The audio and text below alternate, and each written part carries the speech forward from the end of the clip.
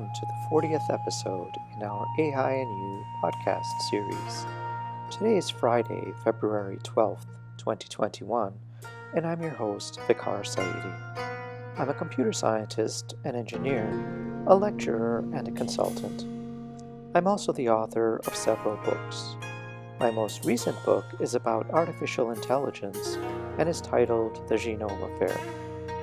The Genome Affair is a speculative work. It examines what the world might be like if some of the more extraordinary capabilities forecast to be realized in AI over the next 20 to 30 years were actually realized today. Given the growing list of frightening existential threats humankind now faces, the book pays particular attention to the impact AI is expected to have on world affairs. The book is available in ebook format for those who prefer to read on a digital device, but it's also available in a high-quality paperback edition. The Genome Affair is available on Amazon, so I hope you'll take the time to read it and to leave a review.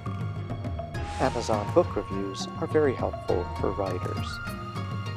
I'm very interested in how science and technology influence world affairs and the big questions facing humankind. Studying at the confluence of the great disciplines of human history, political science and thought, international affairs, science and technology offers a deep understanding and pedagogically important lessons of how the advances in human endeavor have influenced and impacted civilization. I'm available to give talks on artificial intelligence and its related technologies, and on the impact AI is expected to have, or is already having, on our world. If you'd like to get in touch with me to arrange a web-based event or consulting meeting with your company or organization, you can find my contact info in the podcast notes below. Please make sure to subscribe to my channel, like this video, and share it with others if you find the content valuable. Thank you. And now, on to today's podcast. In our last podcast, episode 39, I spoke about the perpetuation of bias in employment, health systems, law, and society as AI systems become ubiquitous throughout society. In today's podcast, episode 40, I'll talk about the growing threat from cybercrime and the role artificial intelligence can play in containing malevolent state and non-state actors. Let's get started. With each passing day, more and more devices are connected to the internet. This includes devices familiar to most of us, such as smartphones, watches and other wearable devices, tablets and personal computers. But increasingly, this also includes home appliances, security cameras, and cars.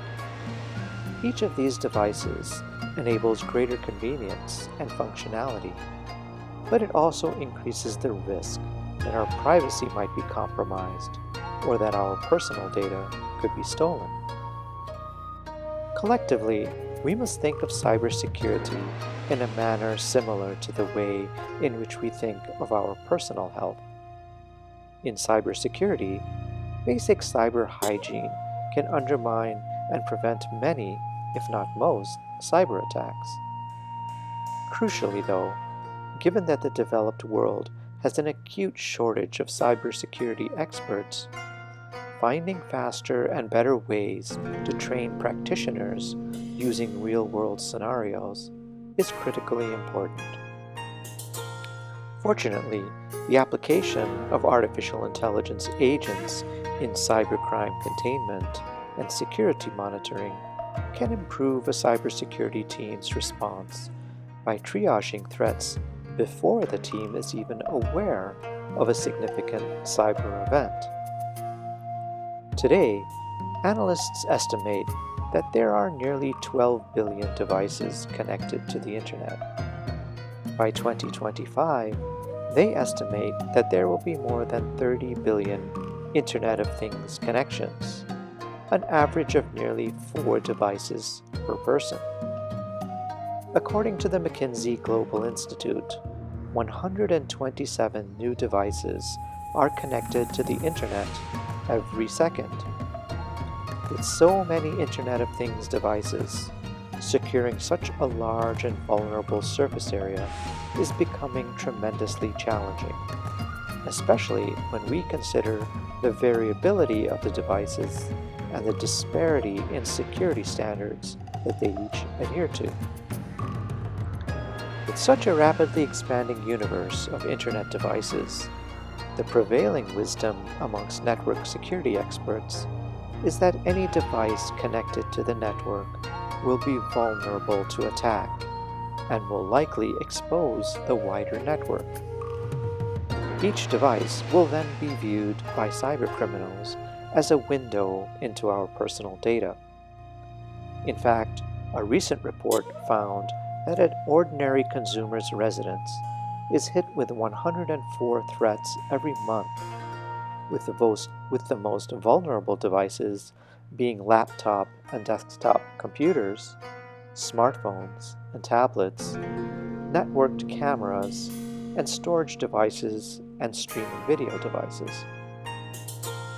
At the same time, we must keep in mind that unlike laptops and smartphones, most of the other IoT devices have much less processing power or data storage capabilities, which makes it difficult to equip them with antivirus software, security firewalls, and other contemporary modalities of data security that could help protect them.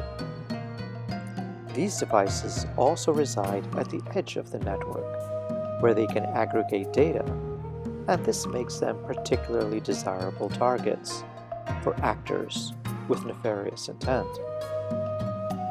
Given the extraordinary rise in such malicious cyber attacks, particularly when we consider the dramatic growth and proliferation of remote offices due to the coronavirus pandemic, we need to be vigilant, and we need to employ new mechanisms to protect our networks and personal data from exposure to malware, wiretapping, and other cybercrime.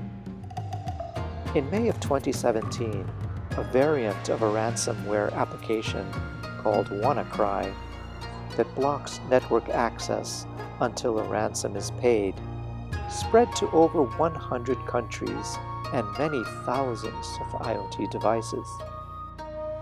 The attack disrupted governments and many organization and commercial enterprise networks that had connectivity via IoT. These contemporary zero-day attacks on system vulnerabilities unknown by those in whose system the vulnerability exists, can very quickly overwhelm traditional network security defenses and result in billions of dollars of damage. Recovery from these events often requires several weeks of intensive work to return to pre-attack status and to implement defenses that can prevent a reoccurrence. The U.S. administration and Congress have recently recognized this growing threat by passing the Cybersecurity Improvement Act.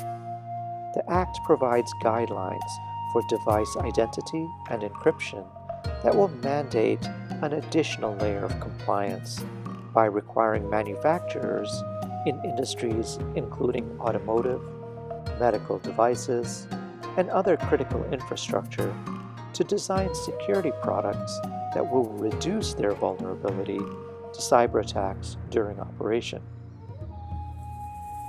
Unfortunately, the amount of data generated by so many devices and the number of passwords required to secure them has largely eclipsed the ability of the vast majority of IT security departments.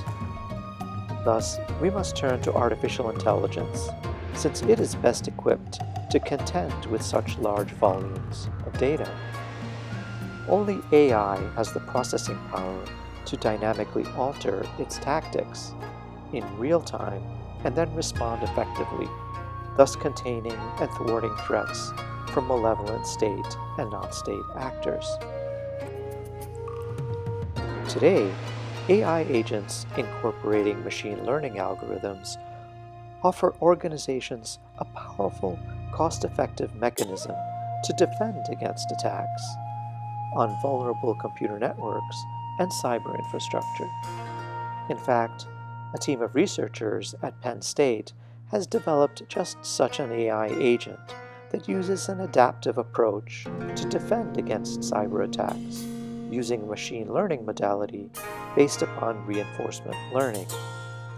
The team developed this AI agent to address current limitations in the method used to detect and respond to cyber attacks, known as Moving Target Defense, or MTD, according to scientists involved in the project.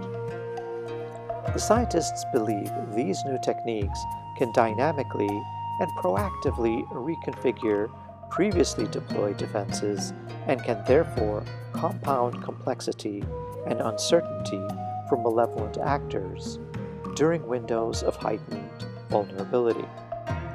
This is very important since the current manual moving target defense techniques can be very time-consuming. Responses that typically take days can consume significant financial and staff resources of an organization. One major hurdle for AI and cybersecurity in threat triage is the volume and types of data required to effectively train the AI agents. Deep learning systems need large volumes of data to generate good results. With time, though, these AI agents will become much more effective using new machine learning techniques that require considerably less data to train them. Machine learning techniques such as one-shot learning will better mimic human intelligence in the way they learn, and they will also be trained using cyber attack simulations. Thank you for spending some time with me. I'm trying to follow the TED Talk format, and so I'm keeping these podcasts under 20 minutes. Let me know what you think. I hope you'll find these insights into artificial intelligence helpful, and I hope you'll read my new book, The Genome Affair. It's on Amazon. Until next time then, this has been the AI and You podcast with author Vicar Saidi.